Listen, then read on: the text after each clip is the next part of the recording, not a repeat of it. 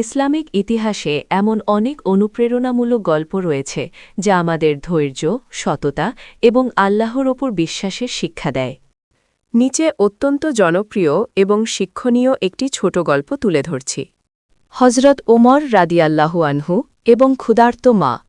ইসলামের দ্বিতীয় খলিফা হজরত উমর ইবনুল খাত্তাব রাদিয়াল্লাহু আনহু প্রায়ই রাতের অন্ধকারে ছদ্মবেশে মদিনার প্রজাদের অবস্থা দেখতে বের হতেন। অসহায় পরিবারে দেখা পাওয়া। এক রাতে তিনি মদিনার উপকণ্ঠে একটি তাঁবুর পাশ দিয়ে যাওয়ার সময় কান্নার শব্দ শুনতে পেলেন। তিনি দেখলেন একজন নারী উনুনে হাঁড়ি চড়িয়ে বসে আছেন, আর তার পাশে ছোট ছোট কয়েকটি বাচ্চা কাঁদছে। ওমর রাদিয়াল্লাহ আগন্তুক সেজে নারীটিকে জিজ্ঞেস করলেন, মা, বাচ্চারা কাঁদছে কেন?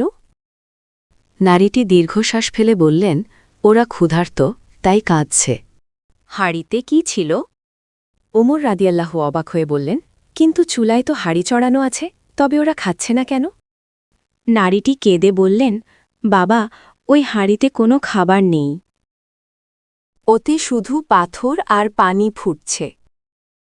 আমি ওদের বোঝানোর চেষ্টা করছি যে খাবার তৈরি হচ্ছে, যাতে ওরা অপেক্ষায় থাকতে থাকতে ঘুমিয়ে পড়ে।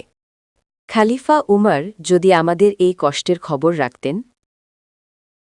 খলিফার অনুশোচনা। কথা শুনে উমররা অত্যন্ত ব্যথিত হলেন।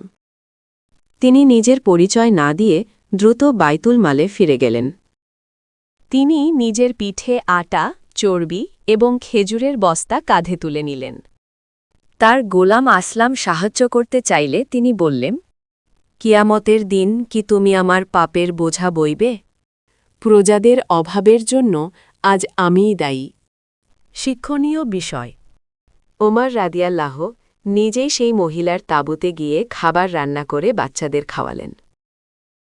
যাওয়ার সময় তিনি নারীটিকে পরের দিন খলিফার সাথে দেখা করতে বললেন। এই গল্পের মূল শিক্ষা: দায়িত্বশীলতা। যারা নেতৃত্বে থাকেন তাদের সাধারণ মানুষের প্রতি দায়বদ্ধ হতে হয়। সততা। আল্লাহ সব দেখেন, তাই নিজের দায়িত্ব পালনে কখনো অবহেলা করা উচিত নয়। সহমর্মিতা। মানুষের বিপদে পাশে দাঁড়ানোই ইসলামের প্রকৃত শিক্ষা। আপনি কি নবীদের জীবনের কোনো নির্দিষ্ট ঘটনা বা সাহাবীদের নিয়ে আরও বড় কোনো গল্প শুনতে চান?